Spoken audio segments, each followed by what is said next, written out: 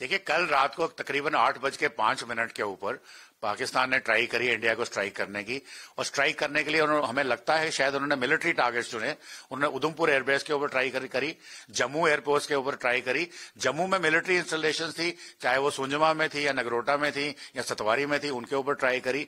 उसके अलावा पठानकोट में ट्राई करी, फिर जलंधर में अटैक हुआ, चंडीगढ़ पे अटैक हुआ, अमृतसर पे अटैक हुआ, बठिंडा पे अटैक हुआ और जैसलमेर में अटैक हुआ, और बाकी दूसरे शहरों में भी हुआ।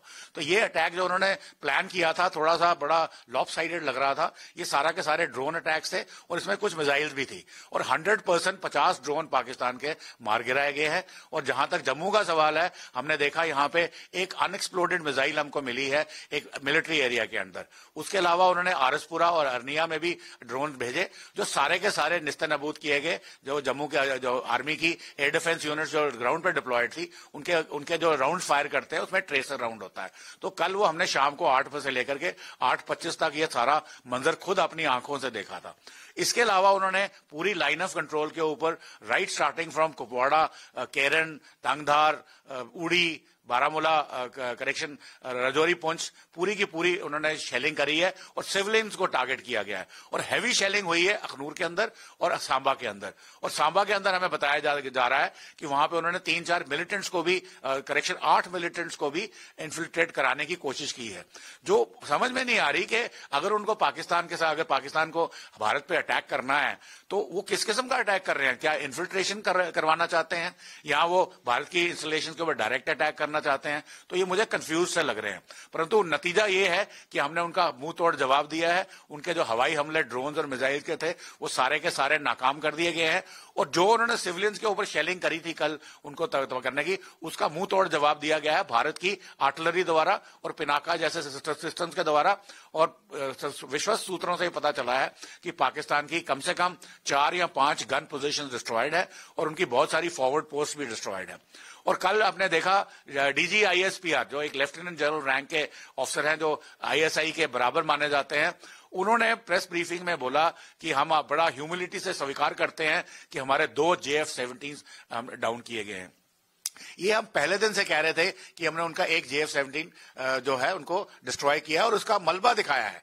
तो पाकिस्तान कहता है जी पुरानी फोटोग्राफ है। JF-17 कौन सी लड़ाई में गया है? अभी तक उसने लड़ाई तो लड़ी नहीं है। फर्स्ट टाइम उसको वॉर में टेस्टिंग करी जा रही है, तो उसको पुरानी फोटोग्राफ कहां मलबे की कहां से आनी थी? तो ये एक बात थी। और उन्होंने डीजी ISPR ने बड़े ही ह्यूमिलिटी से बोला है कि हम humility, transparency, world peace, regional stability, ये बड़े बड़े भारी भरकम शब्दों का प्रयोग करते हुए कहा है कि हमारे 2 JF-17 जो है वो भारत ने मार गिराए हैं। तो मैं भी ह्यूमिलिटी से बता रहा हूं as a ex officer of the Indian arm forces. मेरा भी मुंह बंद था। एक्चुअली 2 नहीं है, 5 हैं जो वो मानने को तैयार नहीं है। तो अभी भी वो जो ह्यूमिलिटी दिखा रहे हैं, ट्रांसपेरेंसी दिखा रहे हैं, उसमें भी धोखा है। तो ये भारत ने की बहुत बड़ी कामयाबी है। इसके अलावा भारत की नेवी ने कराची में हमला किया है। एयरक्राफ्ट कैरियर जो है वो ऑलरेडी नॉर्थ अरेबियन सी में उतर चुका है, और वहां पे हमने जो लाइव फायरिंग ड्रिल शुरू कर दी है, नो टाइम जारी करने की अभी जरूरत समझी नहीं गई, परंतु वहां पे ब्लॉकेड शुरू हो गया है कमर्शियल शिपिंग के लिए, जिससे पाकिस्तान को करोड़ों अरबों डॉलर का नुकसान होगा।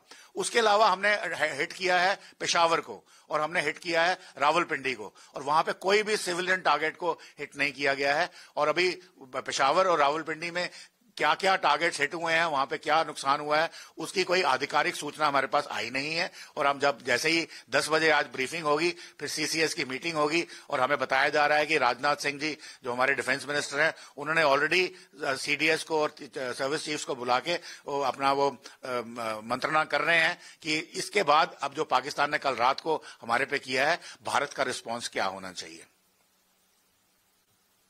सर, कल पाकिस्तान का एक पायलट भी जो है इंडियन आर्मी ने पकड़ा है, उसमें क्या देखिए? देखिए, मेरे हिसाब से अगेन मैं ये बता रहा हूं कि आधिकारिक सूचना नहीं है। एक नहीं 2 पकड़े गए हैं। इसके अलावा उन्होंने हमारा एक BSF का जवान पकड़ा था कुछ दिन पहले, तो हमने उनका जैसलमेर एक BSF का जवान भी पकड़ा है। अब इन जो आदमी पकड़े गए हैं, इनके ऊपर अभी आधिकारिक तौर से कोई सूचना नहीं है, कोई भी नेगोशिएशन स्टार्ट नहीं हुई है, किसी ने बात नहीं करी है। तो अगर वो हमने उनको पकड़ा है तो उसको हम युद्धबंदी के तौर पर ट्रीट करेंगे। जिनेवा कन्वेंशन के हिसाब से जो भी युद्धबंदियों की ट्रीटमेंट होती है, उसी तरीके से उनको भी ट्रीट किया जाएगा। और ये आज नहीं, इवन 1971 में जो उनके 93,000 प्रिजनर्स हैं, उनके बहुत सारे प्रिजनर्स, सीनियर ऑफिसर्स आज भी लिखते हैं कि भारत में जब हम थे तो हमें लोगों ने बहुत मदद करी, सिविलियन ने मदद करी। इवन उनके जो गार्ड्स थे वो बहुत सारे जेसीओज की तारीफ करते हैं कि उन्होंने हमारी सही मामले में मदद करी, ना कि हमें टॉर्चर किया, ना कि हमें जैसे नाजीज करते हैं या बाकी आर्मीज करती हैं। तो इंडियन आर्मी एक प्रोफेशनल आर्मी है। हमें सिखाया जाता है कि जिनेवा कन्वेंशन में युद्धबंदी के साथ कैसे व्यवहार करना चाहिए, जो पाकिस्तान की आर्मी नहीं करती है। आपको याद होगा कारगिल के दौरान सौरभ शुक्ला के साथ उन्होंने क्या व्यवहार किया, फिर उन्होंने अपने ही जो मारे गए लोग थे उनको लेने से इनकार कर दिया। तो ये पाकिस्तान की आर्मी का जो कैरेक्टर है वो सबके सामने समझ में आता है। पर उनके जो युद्धबंदी हमारे पास है, they will be safe and उनके साथ में बिल्कुल मानवीय व्यवहार किया जाएगा।